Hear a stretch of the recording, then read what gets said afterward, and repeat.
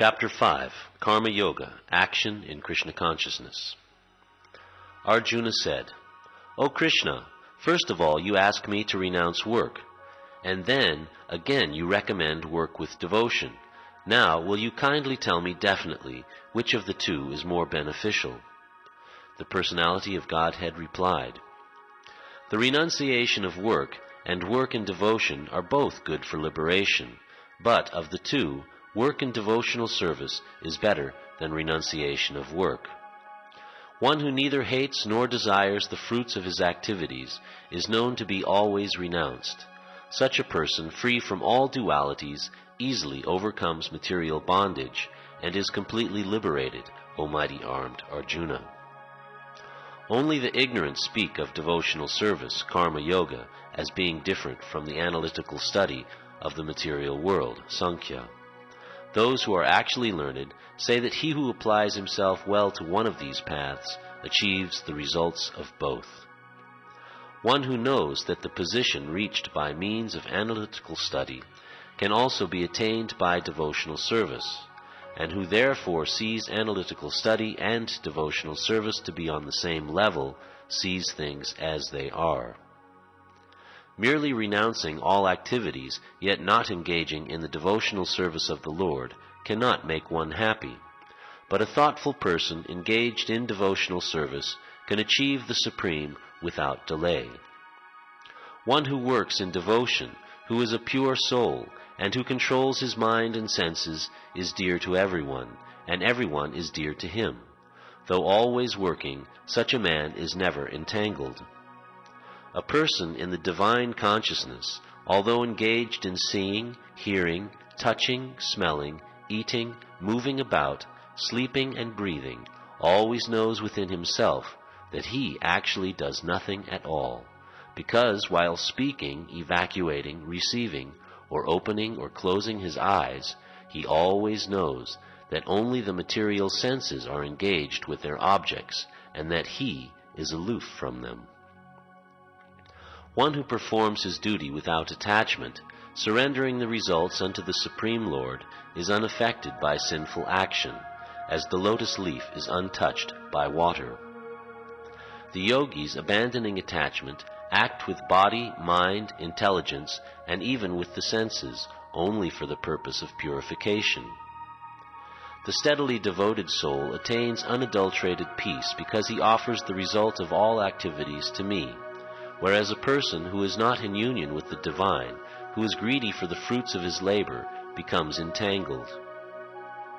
When the embodied living being controls his nature and mentally renounces all actions, he resides happily in the city of 9 gates, the material body, neither working nor causing work to be done. The embodied spirit, master of the city of his body, does not create activities, nor does he induce people to act, nor does he create the fruits of action. All this is enacted by the modes of material nature. Nor does the Supreme Lord assume anyone's sinful or pious activities. Embodied beings, however, are bewildered because of the ignorance which covers their real knowledge. When, however, one is enlightened with the knowledge by which nescience is destroyed, then his knowledge reveals everything, as the sun lights up everything in the daytime. When one's intelligence, mind, faith, and refuge are all fixed in the Supreme, then one becomes fully cleansed of misgivings through complete knowledge and thus proceeds straight on the path of liberation. The humble sage, by virtue of true knowledge, sees with equal vision a learned and gentle Brahmana, a cow, an elephant, a dog, and a dog-eater, outcast.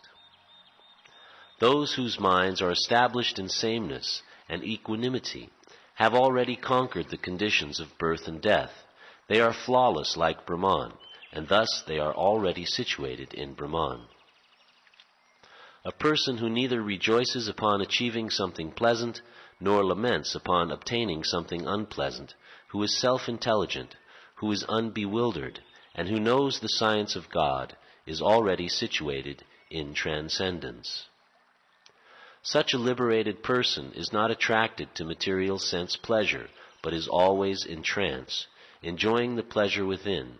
In this way, the self-realized person enjoys unlimited happiness, for he concentrates on the Supreme.